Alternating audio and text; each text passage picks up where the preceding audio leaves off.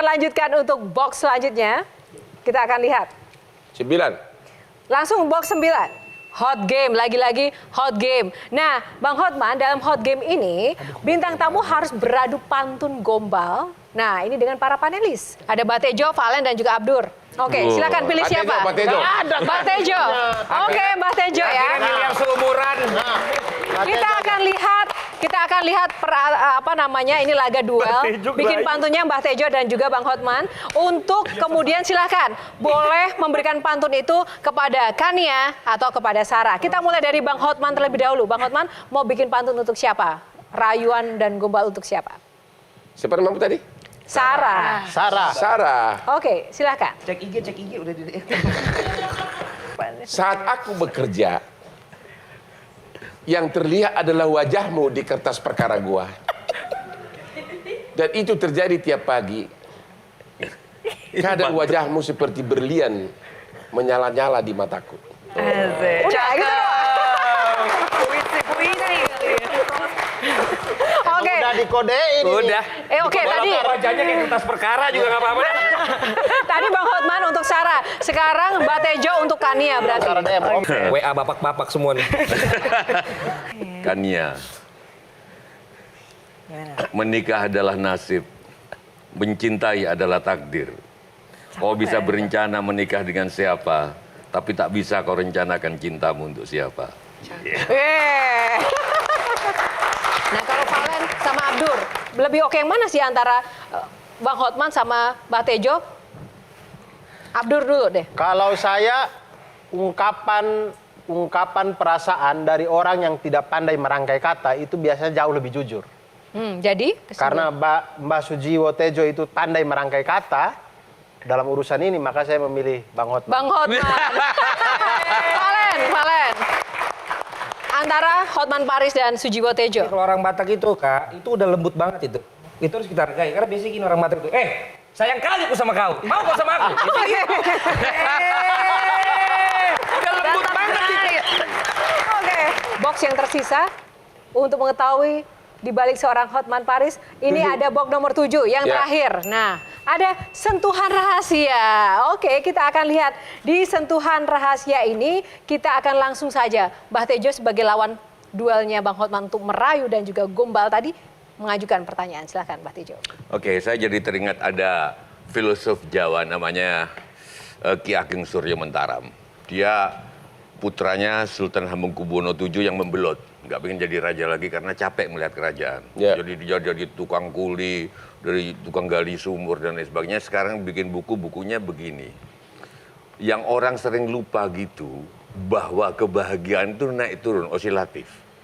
Pengen punya Alphard, terus tiba-tiba punya Alphard, seneng, lama-lama 3 bulan udah nggak tahu nih macam Alphard. Terus turun lagi, pengen ini. Nah, satu, itu dirasakan nggak oleh Bang Hotman? Orang ngelihatnya enak, Hotman seneng punya sekian diskotik. Bang Hotman sudah nggak ngerasa seneng karena udah tiap hari seperti itu. Bener nggak?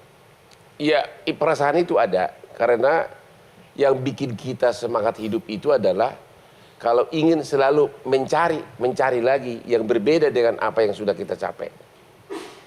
Kalau itu ada terus, itu yang bikin kita makin terus survive. Jadi sebenarnya udah nggak ngerasa apa-apa? Ada, tapi maksudnya masih sesudah dapat. Yang belum dapat? Nah, yang belum sesudah dapat, ya biasa lagi, ya kan perasaan itu.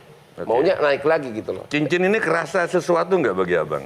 Sebenarnya ini hanya ciri khas saya. Sebenarnya itu by accident. Gara-gara saya itu kebiasaan ngomong begini.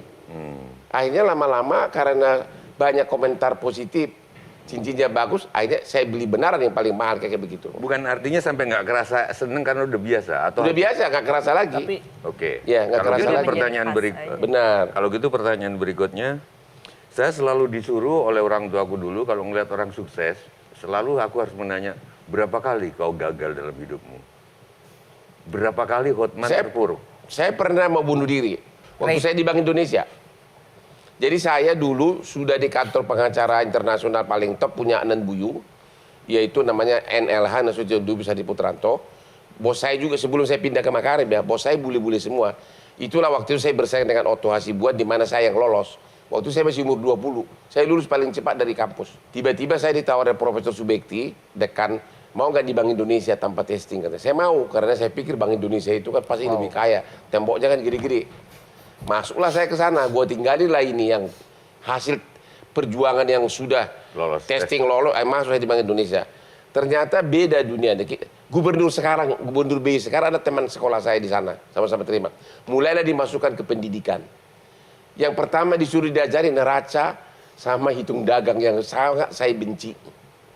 Dan akhirnya saya nggak pernah mau ikut kelas. Sampai ujian pun kan kita kan dididik kan. Saya nggak tahu di mana debit kredit karena memang saya nggak mau belajar. Apalagi hitung dagang. Akhirnya apa? Tiap hari kelas digojlok itu kan ketat. Saya tidak ngerti pelajarannya karena makin dalam kan accounting segala macam. Akhirnya apa?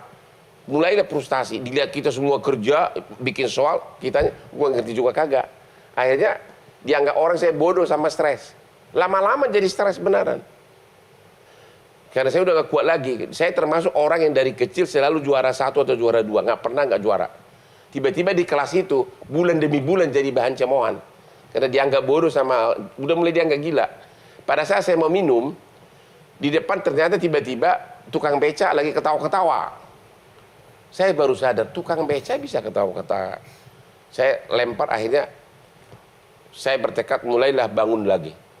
Bangun, harus bangun-bangun. Saya mengundurkan diri dari Bank Indonesia. Disitulah saya langsung melamar lagi jadi lawyer. Dia pernah. Kalau Oke. gitu karena tukang becanya pasti udah nggak tahu siapa namanya dan Nggak tahu. nggak tahu. Karena Kalau yang gitu, jelas bahwa mereka saran begitu. saya gimana kalau menghibahkan sekian M untuk seluruh tukang beca karena sampean berhutang budi sama tukang beca. Mudah-mudahan. Loh, kenapa mudah-mudahan Bang? Kenapa nggak mau? Jadi mereka sangat ceria, Oke. ketawa-ketawa gitu loh. Nah, Bang, kalau dari saya kan orang Batak prinsipnya ada 3. Hamoraon, Hagabeon, Hasangapon. Ya. Kekayaan, keturunan, sama kehormatan. Nah, Abang udah ada semua. Kira-kira seperti itu. Abang kira-kira apalagi berarti yang Abang mau cari? Itulah yang saya cari terus tiap hari. Bukan sudah. Ya itulah. Tidak pernah puas. Tidak maksudnya? pernah puas. Itulah. Apa mungkin harus give back? Mungkin Abang harus berinvestasinya nggak ke Kelapa Gading lagi, tapi ke Utagurgur, ke Siantar, ke Tarutung, ke Harta Abang itu kalau misalnya Samosir. digunakan untuk bikin sekolah itu bisa banyak banget loh daripada bikin klub misalnya. Misalnya Kenapa beasiswa nggak bagi suka anak-anak doang? tukang beca. Bang, beasiswa bagi anak-anak tukang beca. gimana Ya, Bang? tapi dengan Di Lugut. saya banyak waktu memberikan bantuan hukum gratis itu kan itu nilainya nggak kehitung itu nilainya. Dan masih banyak loh Bang anak-anak putus sekolah yang mungkin nggak punya privilege yang sama Di- seperti Abang di Lagu untuk Boti, belajar Bang. hukum. Iya, gimana Bang? Mudah-mudahan nanti nggak bisa jawab sekarang. Ditunggu loh Abang di Sumatera Iya. Utara loh. Oke. Investasinya. Iya. Abang tadi sempat menyinggung sosok ibunda yang benar-benar menjadi salah Iya. satu support system. Nah, apa sih yang benar-benar hal yang paling luar biasa yang dilakukan oleh ibunda dan perjuangan beliau begitu untuk menjadikan Oke. seorang Hotman Paris bisa menjadi seperti sekarang? Gini, saya masa kecil saya bukan anak orang miskin, saya anak pengusaha mobil. Mungkin dia tahu bis-bis terbesar di Sumatera itu bapak saya pendirinya. Ya, terakhir ada semua orang tahu itu bis Bintang Utara itu bapak saya pendirinya. Tapi ibu saya itu dari balik gunung. Tapi termasuk yang saya yakin IQ-nya sangat tinggi. Ya, dia itu selalu anaknya 10. Dia itu mendidik saya tahu nggak, disuruh berkebun di belakang rumah. Saya masih ingat saya pernah nanam bayam. Terus hasilnya saya jual ke pasar pakai ember begitu, tapi duitnya untuk saya. Itu kasih ibu saya. Yang kedua ibu saya itu tiap minggu bisa pergi beli ikan mujahir 1 ember dari pasar. Di Bogando. Di sup itu dan selalu dibagikan karena biar pintar kau di sekolah, selalu gitu. Sama daun pepaya sama telur, kita terus-terusan digituin. Itu saat itu. Jadi memang dia walaupun dia orang kampung dia tahu bahwa gizi itu sangat perlu untuk IQ orang. Dan yang kedua adalah sifatnya yang tidak pernah berhenti bekerja. Subuh, pokoknya apapun nggak pernah diam orangnya. Mirip sama saya sekarang. Makanya waktu dia meninggal itu saya sangat menangis karena apa? Ternyata dia sudah ada darah tinggi, saya nggak tahu. Karena ibu orang Batak itu kan daya juangnya hebat. Padahal dia temanin saya ke Amerika, check up dokter, ke Australia. Dia bisa nunggu di rumah sakit di Mount Elizabeth berjam-jam. Temanin saya, dia nggak saya check up. Tahu-tahu jatuh di kamar mandi, meninggal. Itu saya nggak bisa maafkan diriku. Kenapa penyesalan terbesar? Itu kan Bang salah saya Hotman? terbesar karena saya ngecek diriku, sementara ibu saya tidak ngecek. Waktu itu dia umur 70 meninggal. Bang Hotman bilang bahwa itu kesalahan dan sebuah penyesalan. Kalau misalnya ada kesempatan sekarang Ibu Bang Hotman ada di sini, Bang Hotman ingin ngomong apa, Bang? Ya, intinya bahwa kita jangan pernah melupakan bahwa ibu kita itu orang tua adalah manusia biasa. Jadi jangan anggap remeh atas kesehatannya. Harus juga rutin dicek. Ya itu, dan juga kasih perhatian karena jangan sampai terlambat. Bang, kalau memang dekat sama ibu yang sangat jenius itu, ketika dalam tanda kutip abang main-mainin perempuan, Aku nggak mainin, enggak dalam pengertianku, apa enggak ingat suka sama ibu? suka. Oke. Kira-kira itu akan Oke. membuat ibu bangga nggak? Kenapa? Oke, apakah ibu bangga kalau ibu ada? Melihat Bang Hotman? Tentu seorang ibu tidak akan bangga kalau melihat anaknya nakal. Karena saya kan nggak terlalu nakal, cuma dikit nakalnya. Klaim bukan nakal banget, tapi dikit agak nakal. Oke, baik. Baik, yang pasti yang bisa kita teladani di Bang Hotman adalah tadi kerja keras ya, dan juga bagaimana seorang ibu ini menjadi bagian paling penting inspirasi Bang Hotman Ya. untuk terus bekerja keras sampai titik ini, dan juga tadi harus berpikir out of the box di Ya. setiap hal, karena itulah yang membuat kita berbeda. Tapi Dan out of the box itu bukan karena kita mau, tapi kan lahir dengan sendirinya. Talenta, karena ya? bawaan talenta, bawaan biologis. Dan talenta itu pun juga harus bisa kita sadari dan kita kembangkan. Kalau kita sadar punya talenta tidak ingin dikembangkan, itu juga tidak akan Benar. berguna.